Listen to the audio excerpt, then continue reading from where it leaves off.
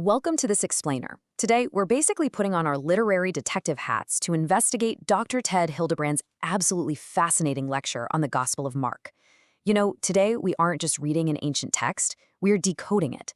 We're going to be looking at the textual fingerprints, the omitted stories, and these incredibly subtle grammar shifts to figure out exactly who wrote this, who they wrote it for, and what hidden messages they were trying to convey.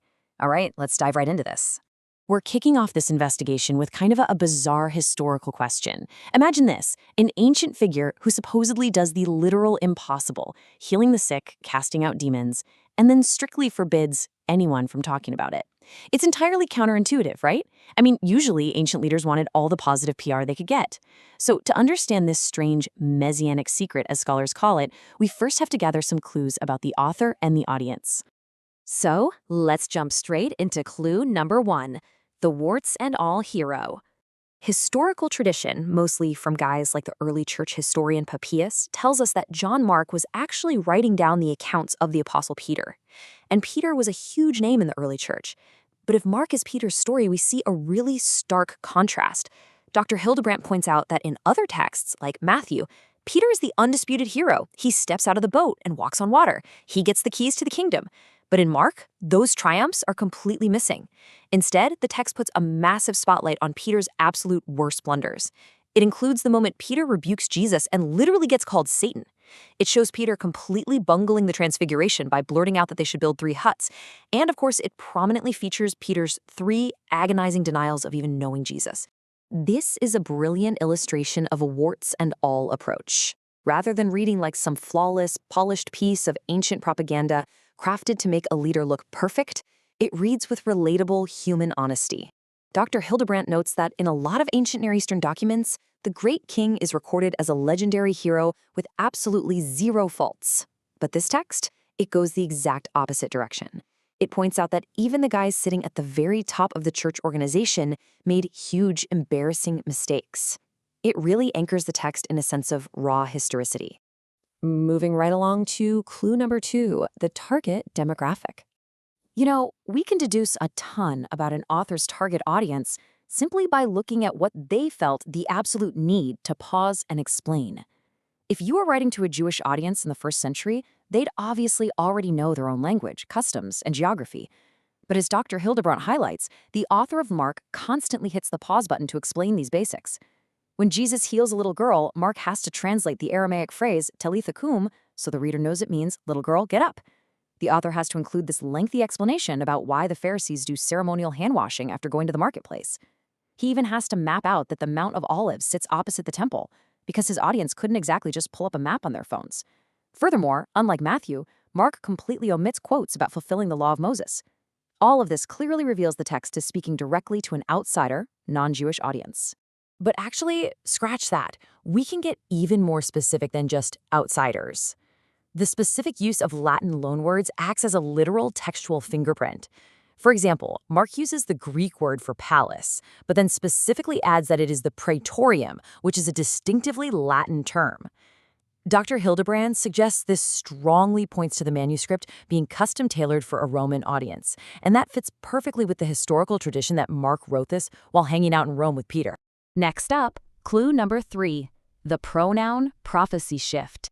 So we've got this honest, warts-and-all account written for Romans, but as we dig a little deeper into the text's mysteries, there is this subtle, but honestly massive, grammatical twist right in the opening lines.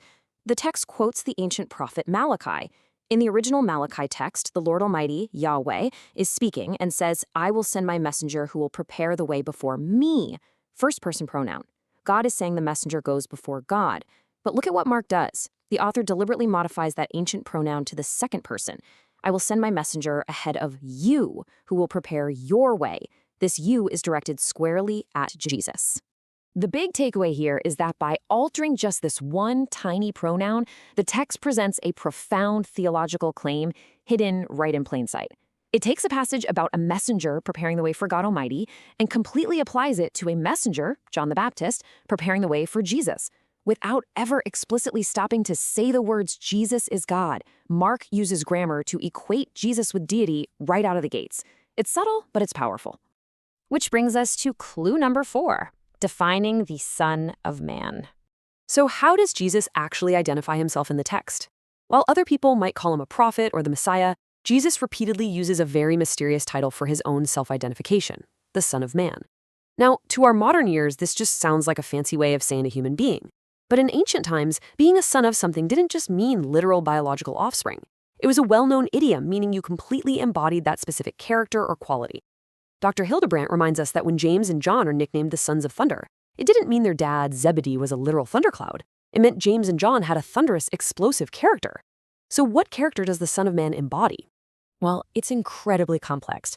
To help us grasp it, Dr. Hildebrandt uses a really clever mnemonic, IASED, to break down the 5 complex layers of this title into totally digestible parts.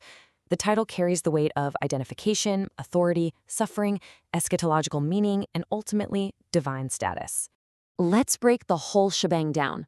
First up, identification. The text says the Son of Man has nowhere to lay his head, meaning he fully relates to the everyday vulnerability of human existence. Second is authority.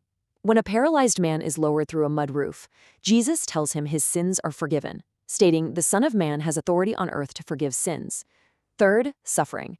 He repeatedly predicts the Son of Man will be betrayed, suffer, and be killed, which totally aligns with the Old Testament concept of the suffering servant.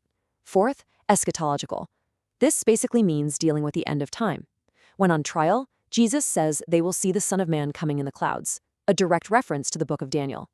And that leads right into the fifth point, divine. In ancient literature, only God rides the clouds. By claiming this, he claims divine status. So this single title acts as a coded summary of the entire narrative, perfectly balancing relatable human struggles with ultimate cosmic authority. All right, here we are at the final puzzle, the Messianic secret. Okay, so we finally have all the pieces on the board. The Roman audience, the warts and all honesty, the subtle claims of deity, and the complex authority of the Son of Man. We can finally solve our opening puzzle. Why did he keep telling people to keep his identity a secret? Well, Dr. Hildebrandt categorizes this secrecy into 3 distinct groups. First off, the healed. Jesus didn't want to be viewed merely as a traveling magician. Plus, when a healed leper did spread the word, the crowds became so unbelievably massive that Jesus couldn't even enter towns openly anymore. Second, the demons. When evil spirits shouted that he was the Son of God, he silenced them immediately. As Dr. Hildebrandt puts it, that's just bad PR. If an evil, deceiving entity endorses you, you really do not want their testimony. And third, the disciples. He told them to keep quiet after the transfiguration because they simply lacked understanding. They were still totally missing the point, and they wouldn't grasp the full picture of the suffering Son of Man until after the resurrection. This secret wasn't some magic trick. It was targeted crowd control and theological timing. So what is the big takeaway from this explainer? It's that ancient texts are just incredibly layered. The Gospel of Mark isn't a simple, dry list of events. It's a carefully crafted communication tailored to a specific Roman audience. It uses subtle grammar, omitted hero moments, and loaded titles to convey a massive claim about a seemingly humble, suffering figure.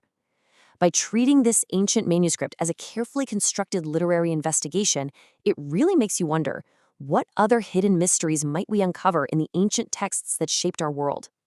Keep questioning, keep looking for the clues, and I'll see you in the next explainer.